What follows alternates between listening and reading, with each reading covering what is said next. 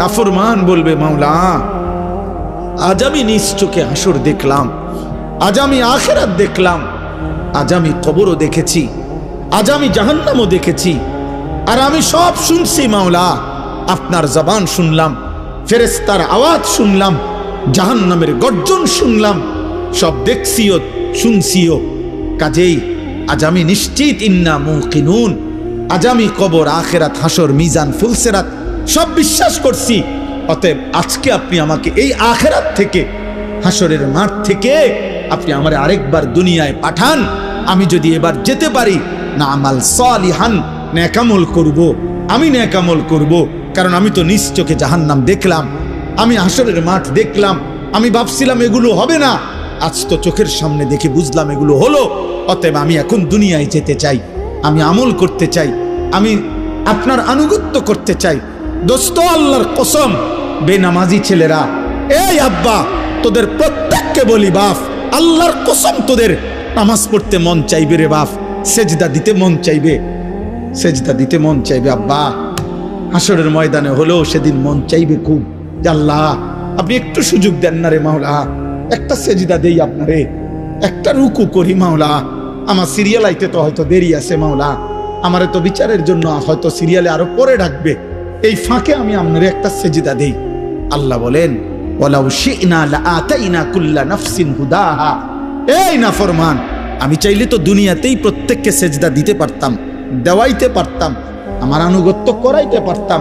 আমার জমিন, আমার আসমান, আমার সূর্য, আমার চাঁদ, আমার রাত, আমার দিন, আমার নিঃশ্বাস, আমার অক্সিজেন, আমার হার্টবিট, সবই তো আমার। আমি চাইলে পারতাম বান্দা, আমি তো বাধ্য করে আনুগত্য নিতে পারতাম। কিন্তু যদি বাধ্য করেই নিতাম তো পুরস্কার দেব কেন? তাইলে আর পুরস্কার দেব কেন? তাইলে আর জান্নাত জাহান্নামের কি দরকার? বিচার আচারের কি দরকার? আখিরাতের কি দরকার? হাসরের মাঠের কি দরকার? কারণ আমি যাকে বাধ্য করাইয়া সেজদা করাইছি, তো সেখানে তোমার কৃতিত্ব কি? আর তোমার যদি কোনো কৃতিত্ব না হয় তো পুরস্কার কি? আবার কথা বোঝেন নাই? ওয়ালাউ শি'না লাআতাইনা কুল্লা নাফসিন হুদাহা, আমি চাইলে পারতাম বান্দা, কিন্তু ওয়ালাকিন হাক্কাল কওলু মিন্নি, আল্লাহ বলে আমার চূড়ান্ত ফয়সালা নাফরমান। আজ এটা হাসরের মাঠ, আজ আমি মাফ করার দিন না, আজ হাসরের মাঠ বিচার করার দিন। আজ আমি বিচার করব। লাআমলাআন্না জাহান্নামা মিনাল জিন্নাতি ওয়ান নাসি আজমাইন। আল্লাহ বলবে, এই বেঈমান, তোর মতো কোটি কোটি নাফরমান মানুষ এবং জিন দিয়া আমি আল্লাহ আজকে জাহান্নাম পূর্ণ করব, জাহান্নাম পুরা করব। আজ আমি মাফ করব না, আজ আমি বিচার করব। মাফ করতে চাইছিলাম দুনিয়ায়, আমি হাজারবার বলছিলাম, কত মৌলভী, কত ওয়াইজ, কত হুজুর, কত ইমাম, কত বক্তা, কত আলেম, কত পীর, কত বুজুর্গ, কত হাজারি করছে যে রে আল্লাহর বান্দা মাফ চাও, মাফ চাও, মাফ চাও, তওবা করো, তওবা করো। তুমি বেটকি দিয়ে উড়াই দিছো। আরে তো হুজুররা কত কথা কয়, হ্যাঁ তার কথা শুনে কে না, দরকার কি? আপনি শুনবো না, ভাতে না খাইবেন, অসুবিধা কি?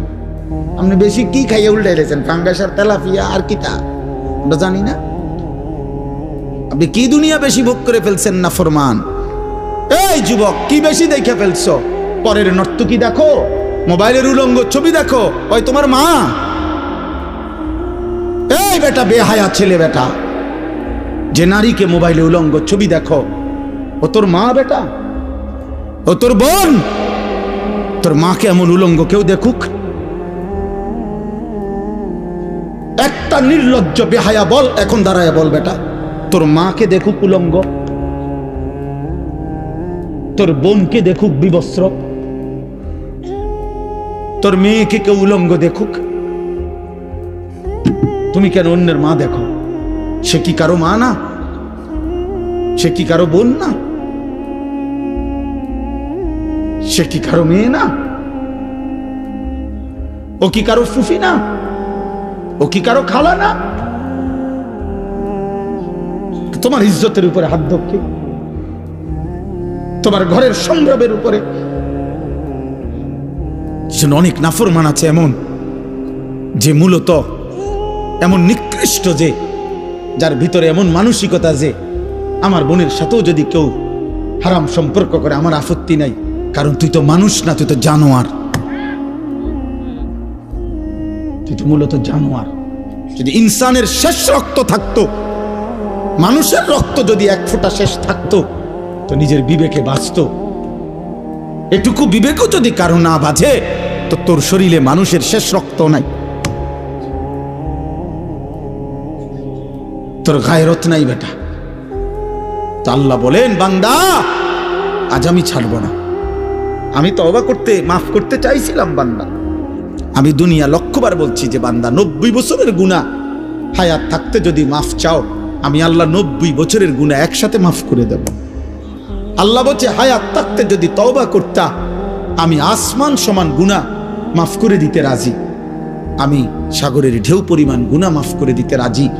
আমি আল্লাহ হিমালয় পর্বতের সমান গুনাহ মাফ করে দিতে রাজি। তো বান্দা, বান্দা তুমি চাইলে আমি মাফ করব তো, কিন্তু এটা দুনিয়ার হায়াতে মাফ করব। ইন আতাইতানি লাইলান আতাইতুকা লাইলান। আল্লাহ বলে, বান্দা গুনাহ নিয়ে যদি তুমি রাত গভীরে আমার কাছে আসো, আমি মাগফিরাত নিয়ে রাত গভীরেই তোমার কাছে আসব। ইন আতাইতানি নাহারান আতাইতুকা নাহারা। তুমি যদি দিনে আসো, আমি দিনেই আসব।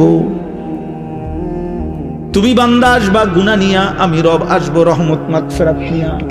তুমি আসবা 1 বিঘত, আমি আল্লাহ আসবো 1 হাত। তুমি আসবা 1 হাত, আমি আসবো 2 হাত।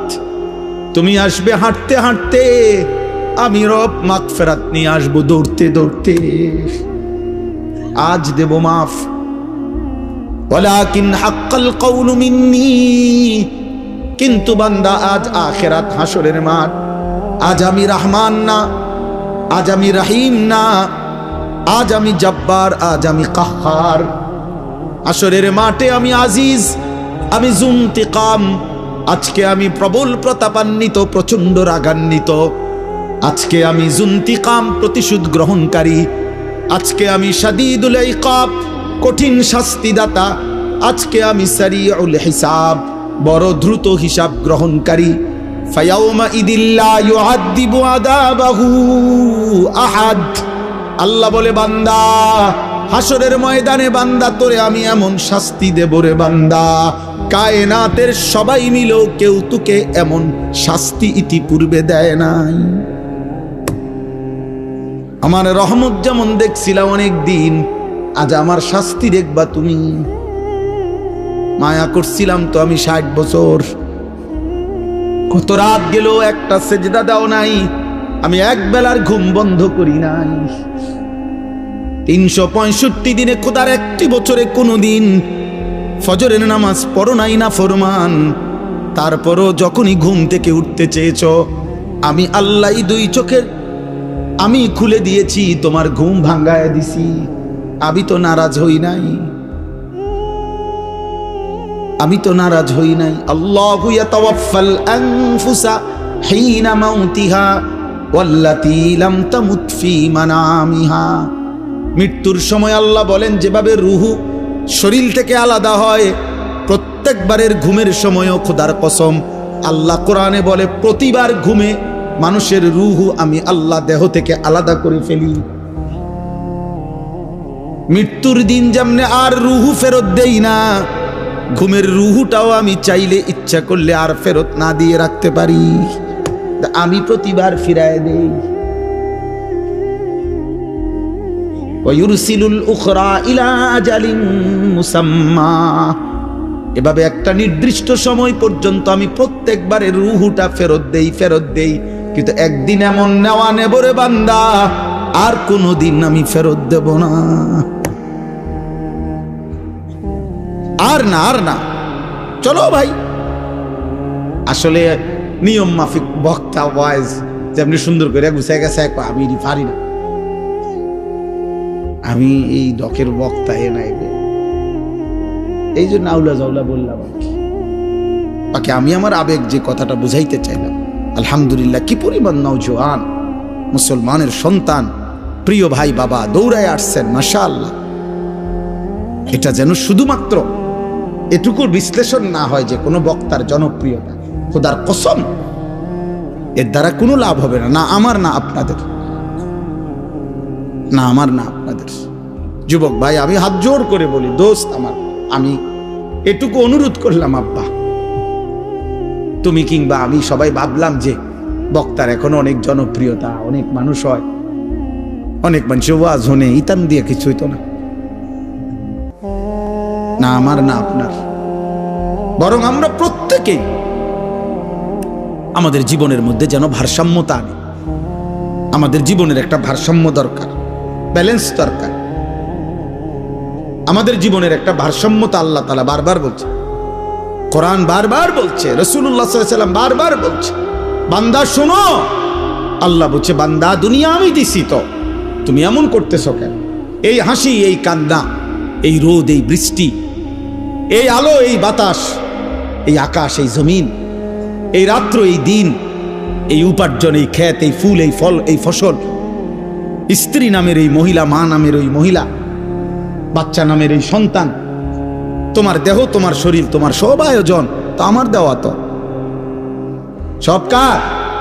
এ তো আমার দেওয়া বান্দা, এ তো আমি দিছি তোমার জন্য, তোমারে দেওয়ার জন্য, ভোগ করার জন্য দিছি তো আমি তো তোমার সব চাহিদা আমি দিছি। মাকে দেখলে তোমার কলিজায় একরকম মনে হয়, তোমার স্ত্রীকে দেখলে তোমার দিলে ভিন্ন রকম মনে হয়, এই ভিন্ন রকম অনুভূতি তা আমি দিছি। আমি যদি এক করে দিতাম, দুজনরে যদি মা মনে হইতো, কথা বলে না, মা আর বিবি যদি দুজন মা হয়ে মনে হইতো, অথবা মা আর বিবি দুজনকে যদি বিবি মনে হইতো, ও মিয়া কি হইতো তখন? এই সংসার চলতো, এই দুনিয়া চলতো, যে মাকে মনে যা মনে হয় তা স্ত্রীকে তাই মনে হয়, অথবা স্ত্রীকে যা মনে হয় মাকেও তাই মনে হয়। নাউযুবিল্লাহ। তাহলে আল্লাহ তাআলা বলেন, বান্দা প্রতি মিনিট, প্রতি সেকেন্ড আমি তোমার জিন্দেগির প্রতি অবস্থার এই পরিবর্তন, এই কায়নাতের এই বর্ণাঢ্য আয়োজন, এ তো আমার দেওয়া। তা আমি তো বাদ দিতে বলি নাই, আমি তো বিয়ে করতে নিষেধ করি নাই, আমি আল্লাহ তো উপার্জন করতে নিষেধ করি নাই, আমি তো খাবার খাইতে নিষেধ করি নাই, আমি পেশাব করতে নিষেধ করি নাই, আমি পানি পান করতে নিষেধ করি নাই, আমি স্বামী স্ত্রী মিলিত হইতে নিষেধ করি নাই, কোলের বাচ্চা আদর করতে তো আমি নিষেধ করি নাই। এক বাচ্চা রাসূলুল্লাহ সাল্লাল্লাহু আলাইহি ওয়াসাল্লামের কাছে যখন দিছে, মদিনার আনসারীদের একজন বাচ্চাকে নবী তাকে কপালে গালে যখন চুমা দিছেন, তখন মদিনার একজন লোক নবীজিকে সামনে বলছে, মুহাম্মদ আপনি বাচ্চাদেরকে চুমু দিলেন? বলছে কেন, অসুবিধা কি? বাচ্চাদেরকে চুমু দিতে হয়, আদর করে এভাবে?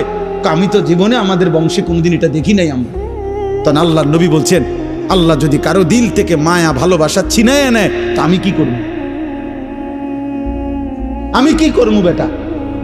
আল্লাহ যদি তোর দিলে ভালোবাসা না দেয় সন্তানের প্রতি, তো এটা আমার কি করার আছে? তার মানে এই ভালোবাসা, এই আদর, এই আপ্যায়ন, এই আয়োজন সবই তো আল্লাহর দেওয়া। তা আল্লাহ তো আমাদেরকে এগুলো ভোগ করতেই দিয়েছেন, আমাদেরকে ব্যবহার করতেই দিয়েছেন। নারীর চাহিদা যুবক তো আল্লাহর দেওয়া, পানির চাহিদা তো আল্লাহর দেওয়া, ক্ষুধার চাহিদা তো আল্লাহর দেওয়া, উপার্জনের চাহিদা তো আল্লাহর দেওয়া। এই বাজারে রাত 2টা বাজে, 2:30 বাজে, আমি তো সব আরো বহু বলছি, ইমসার বাজারের কথা আমি আরো অনেক মাহফিলে বলছি। এই বাজারে তো আমি প্রায় অহরহ এদিক দিয়ে, আমি রাত্রে 3টা বাজে, 2:30 বাজে আমি এদিক দিয়ে যাই। কি পরিমাণ হুলস্থুল ব্যস্ততা, কি পরিমাণ পণ্যের দৌড়া দৌড়ি, কি মনে হয় রাত্রটা তখন মনে হয় যেন দিনের আলোর মতো। তাইলে এই যে প্রেরণা, একটা মানুষ ঘুম নিশিতে না গিয়ে উপার্জনের মানসিকতা, এত কষ্ট করার ঘাম ঝরতেছে, আল্লাহ বলেন এ তো আমি দিছি। তার কলিজায় উপার্জন করো, সংসার করো, বিবি বাচ্চার জন্য কিছু করো, ঘর করো, জমি ব্যবস্থা করো, ফসল করো, ক্ষেত করো, রোজগার করো। আল্লাহ বলেন এগুলো তো সব আমি দিছি। বান্দা এই সব আয়োজন আমার, তা আমি সেজদা পাবো না কেন? তোমরা একটা ছেলে বলো, বাবা আমি তোমার লগে বোঝাপড়া করতে চাই,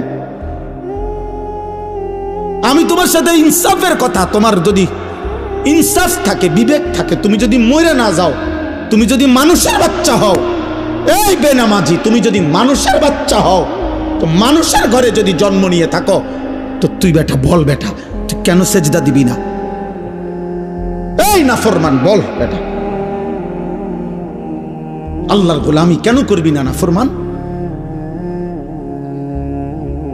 বলেন? আল্লাহ তো কোনো জানোয়ারকে বলে না এটা যে আমার সেজদা দাও। আল্লাহ তো ইনসানকে বলছে। যদি বলি জানোয়ারকে বললেন না কেন, আল্লাহ বলবে জানোয়ারকে সেই যোগ্যতাই দেই নেই। কুকুরকে যদি, গরুকে যদি বলা হয় তাকবীরে তাহরিমা বাঁধো, সোজা হইব কেমনে? কিন্তু আমাদেরকে যোগ্যতা দিয়েছেন কিনা?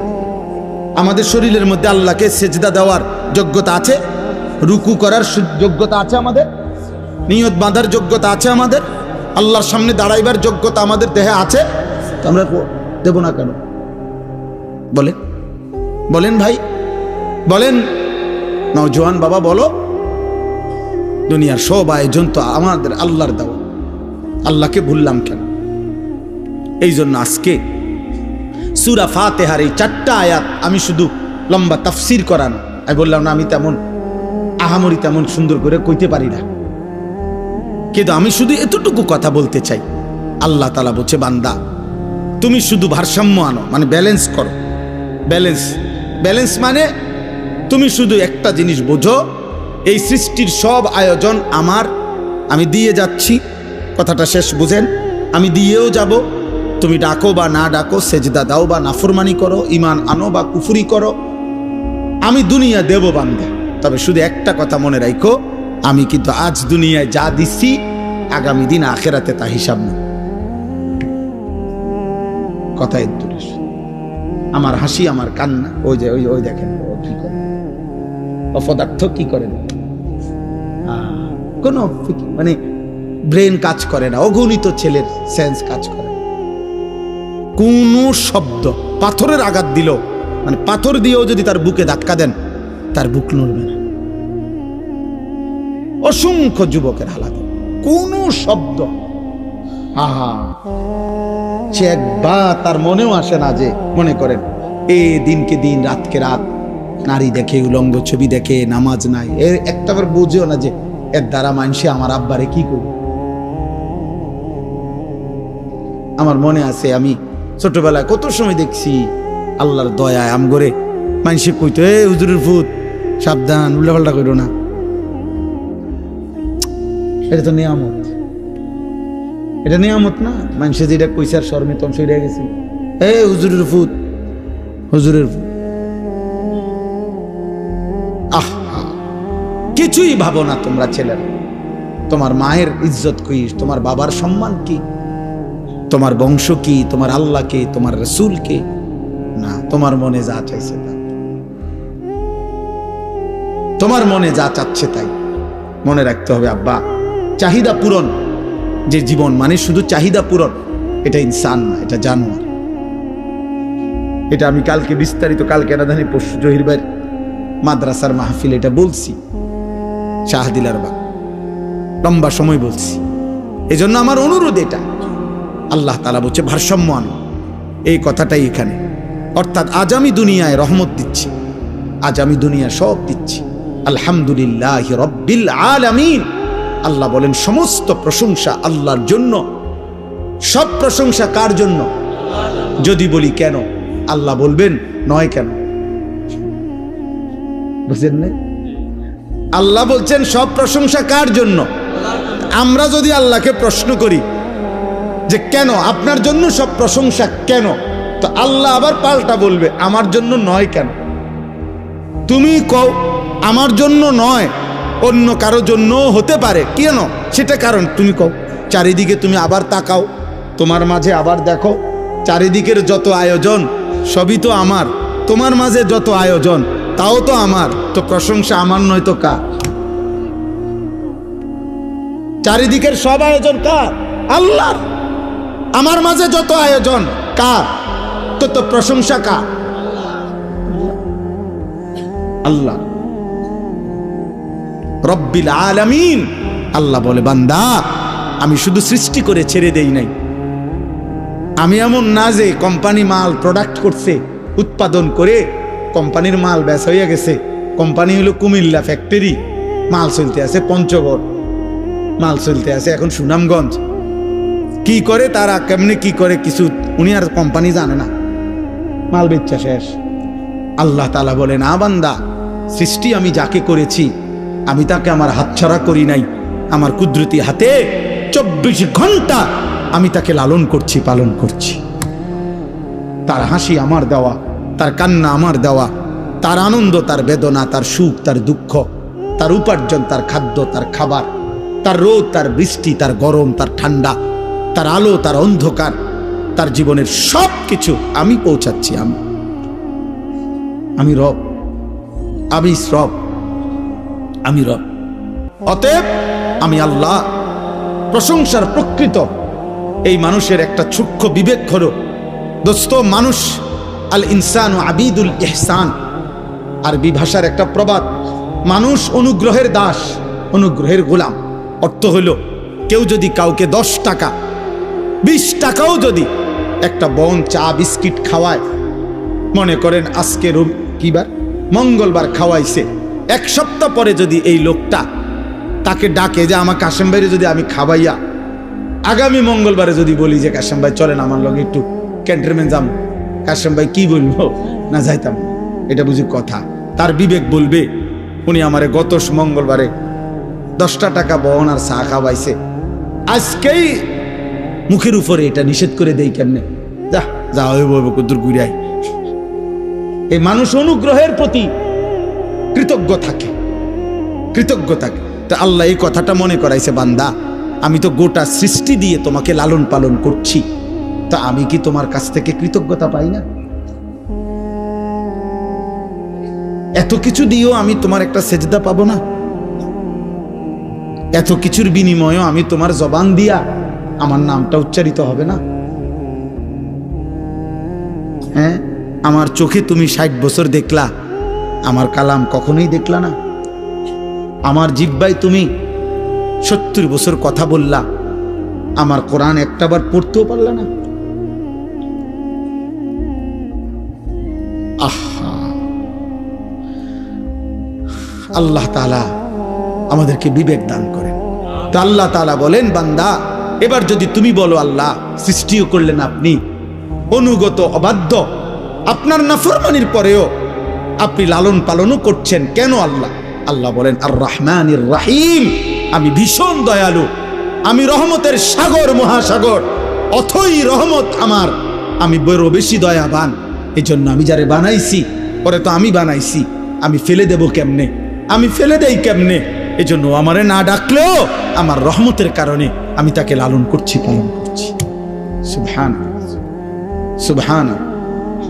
তো এইবার আল্লাহ বলেন, যদি কোনো বান্দা এবার এই কথা শুন না মনে করে যা আল্লাহর হাজার নাফরমানি করলেও তো আল্লাহ আমারে লালন পালন করছে, ছেড়ে দিছে না, ফালাই দিছে না, তাইলে আর টেনশন কি, ফালাইতো না, আমি আমার ফুর্তি করতেই থাকি, আমি আমার নাফরমানি করতেই থাকি, তিনি তো দয়াবান, তিনি কিছুই বলবেন না, তিনি দয়াই সাগর, অতএব আমার আর টেনশন কি? আল্লাহ বলে টেনশন হলো পরের আয়াত। টেনশন কোনটা? পরের আয়াত, মালিক ইয়াউমিদ্দিন। আল্লাহ বলে, বান্দা ওই যে কথাটা বললাম, আজ আমি রহমতের কারণে সব দিলাম, আমি কিন্তু বিচার দিবসের মালিক, আমি একটা নির্দিষ্ট বিচারের দিন, ফয়সালার দিন, হিসাবের একটা দিন। ইন্না ইয়াউমাল ফাসলি কানা মিকাতা বাল্লাহুম মাউইদ ওয়ালাকিন ইউআখিরুহুম ইলা আজালিম মুসাম্মা। আমি একটা নির্দিষ্ট বিচারের দিন, ফয়সালার দিন, হিসাবের একটা দিন আমি নির্ধারণ করে রেখেছি। আমি সেদিনকার মালিক, আমি বাদশাহ, আমি রাজা ধীরাজ। অতএব মনে রেখো বান্দা, বাদশাহ যেমন আদর করে, বাদশাহ তেমন শাস্তি দেয়। বাদশার দান যেমন অনেক বড়, বাদশার শাস্তিও অনেক বড়। বাদশাহ কাউকে কিছু দিলে 10 টাকা দেয় না, বাদশাহ শাস্তি দিলেও একটা থাপ্পড় দেয় না।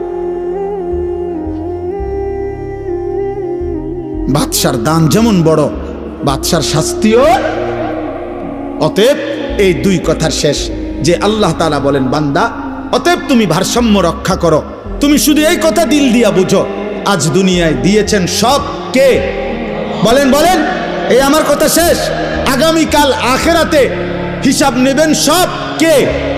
অতএব আমি যেহেতু বুঝলাম আজকের দুনিয়ায় আল্লাহই সব দিয়েছেন, আগামী দিন আখিরাতে আল্লাহই সব হিসাব নিবেন, তাহলে বিবেকের দাবি, যুক্তির দাবি, ইনসাফের দাবি, ভদ্রতার দাবি, কৃতজ্ঞতার দাবি এটাই, ইয়াকা না'বুদু, আল্লাহ এদিক সেদিক না গিয়া, অতএব আপনি সব দিছেন, আপনি সব হিসাব নিবেন, কাজে এদিক সেদিক না যাইয়া লাভ নাই। ইয়াকা না'বুদু, আমি আপনার গোলামি করব, আপনার অনুগত হয়েই থাকব, আপনার হয়েই থাকব। ওয়া ইয়াকা নাস্তাইন, শুধু একটা আবদার, মাওলা আমি আপনার সাহায্য প্রার্থনা করছি।